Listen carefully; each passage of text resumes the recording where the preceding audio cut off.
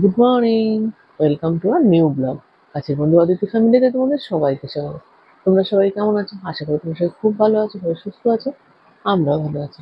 আর সকাল সকাল উঠে এইখান থেকে আজকের ব্লগটা শুরু করলাম। তো সঙ্গে থাকো, সারাদিন কীভাবে কাটাই, কী করি সবটাই তোমাদের সঙ্গে শেয়ার করবো। আশা করি তোমাদের ভালো লাগবে। এখন নিয়ে বসেছি চা।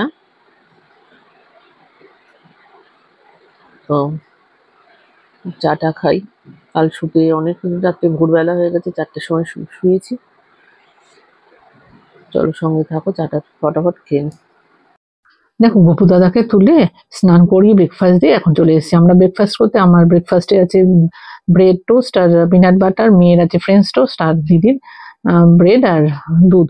এই দিয়ে আমরা আজকের ব্রেকফাস্ট সারবো। চলো তাহলে ব্রেকফাস্টটা করে নিই। দেখো, স্নান সারা হয়ে গেছে, স্নান করে নিয়ে যে পুজো করা হয়ে গেছে।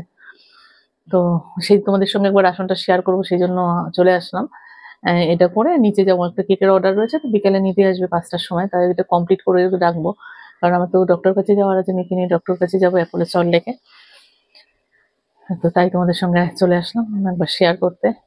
আর আজকে এসে 4টে থেকে শপ ওপেন করবো, কারণ দিদিও নেই, শপ ওপেন করার কেউ নেই। তো চলো, দাঁড়াও, ঠাকুরের আসনটা দেখো আমার শুধু।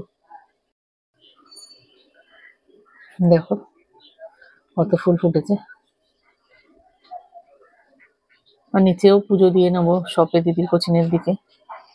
পুজো দেওয়া হয়নি, দিদি কাকুকে নিয়ে গেছে হসপিটালে।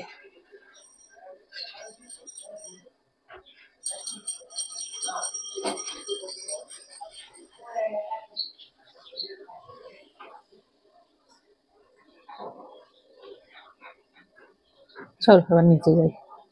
গপু দাদাকে সুন্দর সেজে গুজে সুন্দরভাবে বসে রয়েছে। চলো এবার নিচে যাই। দেখো, এখন চলে এসেছি, কেকটাকে ফাইনাল ফিনিশিং করব। কারণ বিকেলে নিতে আসবে বলেছে।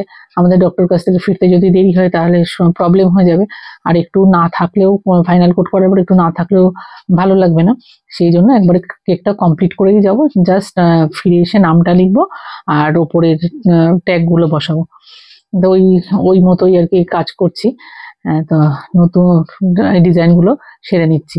চলো সঙ্গে থাকো আর দেখো কেমন কেকটা করি। আর অবশ্যই কিন্তু কমেন্ট সেকশনে কমেন্ট করে জানিও বন্ধুরা, তাহলে আমি ভিডিও করারও যেমন ইন্টারেস্ট পাই, তেমন আমার এই কাজগুলো, কেক করা বা যে আরো আনুষঙ্গিক আমার কুকিজ করা, আইসক্রিম করা, তোমরা যদি সেগুলো শেয়ার করি, তো তোমরা যদি এখানে কমেন্ট করো না, তাহলে আমার ভালো লাগবে আর কি।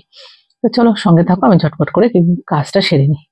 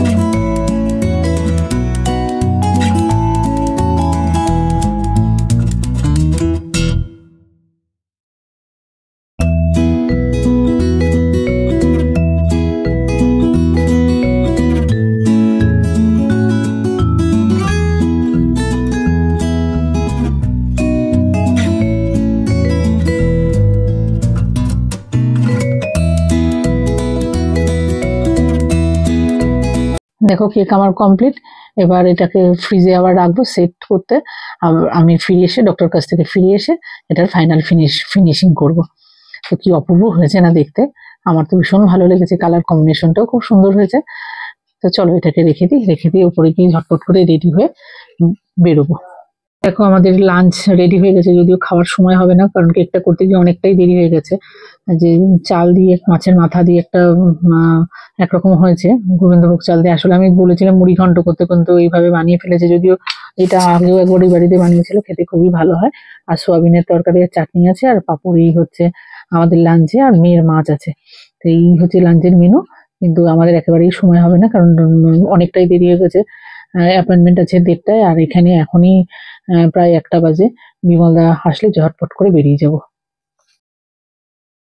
দেখো বিমলদা এসছে, রওনা হয়ে গেছি।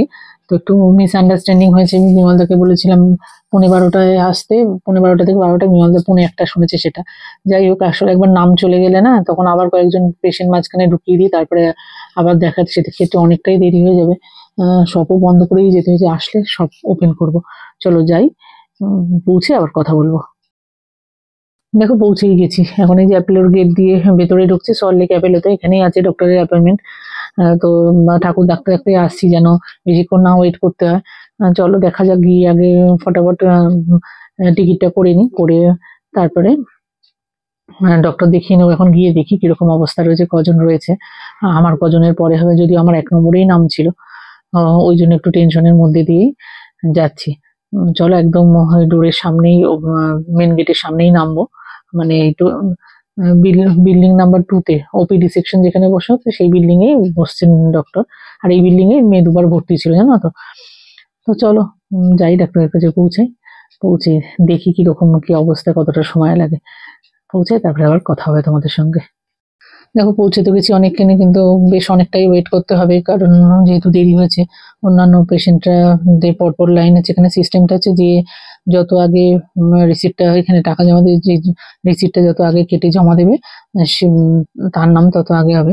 যদিও আমাদের 1 নম্বরেই নাম ছিল, কিন্তু দেরি হয়ে যাওয়াতে অনেকটাই পিছিয়ে গেছে। তো যাই হোক, ওয়েট করেই এসেছি যখন, তো দেখিয়েই যাব। তো ডক্টরটা দেখিয়ে নিই, দেখিয়ে তোমাদের সঙ্গে বেরিয়ে আবার কথা বলবো। তো দেখো ডক্টর দেখিয়ে বেরিয়ে চলে এসেছি। এখন মেয়ে আগে থেকে অনেকটা বেটার আছে, ইমপ্রুভমেন্ট হয়েছে, কিছু ওষুধ পাল্টে দিয়েছেন। তো যাই হোক, এবার বাড়ি যাব। তো ডক্টর দেখিয়ে বেরিয়ে ওখানেরই ক্যান্টিন থেকে একটু কফি, একটু কিছু মেয়ে স্ন্যাক্স নিয়েছিল, আমি কফি নিয়েছিলাম। তো এখন তাড়াতাড়ি করে বাড়ি যাই, বাড়ি গিয়ে সব ওপেন করতে হবে। আর তারপরে বিকেলে যে কেকটা নিতে আসবে, যে কেকটা করে এসেছিলাম, ফাইনাল ডেকোরেশনটা বাকি, ওইটা করে নেবো। পরে কেকটা মানে রেডি করে রেখে দেবো, যখন নিতে আসবে তখন দিয়ে দেবো আর কি। বেশি টাইটাই সময় হয়ে গেলে না আমার খুব টেনশন হয়, আমি একদম কাজ করা পছন্দ করি না। তো চলো সঙ্গে থাকো, বাড়ি পৌঁছে গিয়ে আবার কথা বলছি। দেখো বাড়িতে আসলাম, এসে পৌঁছে হাত পা ধুয়ে সবটাকে আগে ওপেন করে নিলাম। তারপরে চলে এসেছি কেকটার ফাইনাল ডেকোরেশন কমপ্লিট করতে। আর আরেকদিকে না, মেয়ে ওই নামটা, বাচ্চাটার যা নাম, সেই নামটাই বোর্ডের মধ্যে সামনে বসাবো। আমি একদম কেকের উপরে নাম লেখা, নাম বসানো পছন্দ করি না, কারণ কেকের সৌন্দর্যটা, তাতে আমার মনে হয়, আমার ব্যক্তিগত অভিমত, যাতে তাদের কেকের সৌন্দর্যটা নষ্ট হয়। সেজন্য আমি সবসময় বেসটা বড় নিই, বেসের সামনে নামটা লিখে দিই।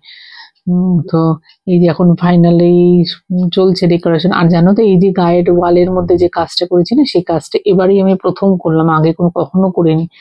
কিন্তু আমি করে সত্যি সত্যি খুব হ্যাপি, একদম অন্যরকম একটা লুক হয়েছে। তো ভীষণ ভালো লাগছে। দেখো এই যে এটা হচ্ছে ফাইনাল লুক। এটা নামও লেখা হয়ে গেছে, এখানে 2টো বাটারফ্লাই বসিয়ে দিয়েছি। এই বাচ্চাটার কেকে তো বেশি ডেকোরেশন কিছুই করা যাবে না, কারণ ও যদি বেশি সুন্দর হয়ে যায় তাহলে আর কেকটা কাটবে না। ওটাই ও একদম মানে খুব সুন্দর জিনিস কাটতে পছন্দ করে না। তার কেকের মধ্যে কোনো রকম ফুল দেওয়া যাবে না, কোনো রকম টয়েস দেওয়া যাবে না, কোনো ডল দেওয়া যাবে না। একদম যতটা সিম্পল হয় ততটা, না হলে কেক একদম কাটে না। ও গেল বছর থেকে আমি কেক করে দিচ্ছি, ও তাই গেল বছর থেকেই কাটছে। নাহলে কোথাকার কেকে ও কাটে না, খালি বলবে এটা ভীষণ সুন্দর, এটাকে তুলে রেখে দাও। তাই সেই জন্য ওর মা বলেছিল সেভাবেই আমাকে করে দিতে, যাতে বাচ্চাটা কেক কাটে। সেটাতে আমি গেল বছর থেকে, আগের বছর থেকে আমি সাকসেসফুল। আমি নিজেও হ্যাপি যে বাচ্চাটা কেক কাটছে। তা কি অপূর্ব হয়েছে না কেকটা, একদম মনটা ভরে যাচ্ছে দেখে। তো তোমাদের কেমন লাগলো বন্ধুরা, কমেন্ট সেকশনে কমেন্ট করে জানিও কিন্তু। চলো এবার এটাকে ফ্রিজে ঢুকিয়ে রেখে দিই। দেখো কেকটা তো নিয়ে চলে গেছে, এখন নিয়ে বসেছি চা। তো আর কিছু তো ফন্ডেন্ট ওয়ার্ক করবো, সেই জন্য এই ফন্ডেন্টের জিনিসগুলো নিয়ে বসেছি। আর বাকিটা রাত্রিবেলা লাইভ যখন করব তখন করব, প্লাস কেকের ক্রাম কোডও করা রয়েছে। তো এইসব সবই করব। তার আগে এখন বসে চাটা খেয়ে নিয়ে, যেহেতু কেকটা করছিলাম ওই জন্য সব বন্ধ করে এসি ছাড়তে লেগেছে, এসি ছেড়ে কাজটা করছিলাম। ডাক্তারের কাছে বসে অনেকটা সময় কেটে গেল, দেরি হয়েছে বলে নাম চলে গেছে, সেজন্য অনেকটা টাইম লেগে গেল আসতে। খুব টায়ার্ডও আছি, কালকে রাত্রিবেলা 4টের সময় শুয়েছি। তো আজকে অত দেরি হবে না, কিন্তু তাও ক্রাম কোডটা তো করে রাখতেই হবে। তো চলো সেটাও তোমাদের সঙ্গে দেখি শেয়ার করো। লাইভে একটু দেখালে না, তখন আর শেয়ার, আমার আর এতগুলো মোবাইল তো নেই বা ক্যামেরার অপশন নেই, সেই জন্য সবটা সবসময় শেয়ার করে উঠতে, যেটা লাইভে দেখে সেটা আর ভিডিও করা হয়ে ওঠে না। চলো সঙ্গে থাকো তোমরা। দেখো বন্ধুরা, আমি আবার চলে এসেছি তোমাদের সঙ্গে গল্প করার জন্য। তো সব তো ক্লোজ করেছিলাম, তখন তোমাদের সঙ্গে শেয়ার করলাম, ক্লোজ করে চলে গেছিলাম। একটু মেয়ে আবদার করেছিল ফুচকা খাবে, ফুচকা খেতে। তো ফুচকা খেয়ে এসে ওপরে গিয়ে ফ্রেশ হয়ে গপু দাদাকে ডিনার দিয়ে গপু দাদাকে আগে শয়ন দিলাম। তারপরে নিজে খাওয়া দাওয়া করলাম, করে নিচে এসে লাইভ করলাম। লাইভে আজকে ফন্ডেন্টের কিছু কাজ করেছি, অল্প করেছি। আর ফন্ডে আমার কেকের অর্ডার আছে, সেগুলো বসে বসে ফিগারগুলো তৈরি করেছি। তো সেটা এখন আর শেয়ার করছি না, তোমাদের সঙ্গে পরের দিন শেয়ার করবো। কারণ ওগুলো একদম নরম, তো এখন বেশি নাড়াচাড়ি করলে ভেঙে যাওয়ার চান্স আছে। সেই জন্য আর ঠিক করেও রাখতে হবে, কারণ যেহেতু খুব ইঁদুরের বা পোকামাকড় যদি মুখ দেয়, সেই জন্য। মাঝখানে তো একদিনকে লাইভ করতে গিয়ে তো একদিন বড় একটা ইঁদুর ঢুকেছিল, এখন ওই জন্য দরজাটা বন্ধ করে করে করতে হচ্ছে, নাহলে ঘরে এদিকে এদিক ওদিক ঢুকে যাচ্ছে, তারপরে ডাস্টবিন গুলো ফেলে একাকার করছে, সেই জন্য দরজাটা বন্ধ করে নিয়ে লাইভ করেছি। এবার ভিডিওটা এডিটিং করবো, এডিটিং করে গিয়ে ওপরে গিয়ে তারপরে শোয়া। তো চলো আজকের ভিডিওটা তোমাদের আশা করি ভালো লেগেছে। যদি ভালো লেগে থাকে তাহলে অবশ্যই বেশি বেশি করে লাইক, কমেন্ট এন্ড শেয়ার করো। আর কাছের বন্ধু অদিতি চ্যানেলকে সাবস্ক্রাইব করো।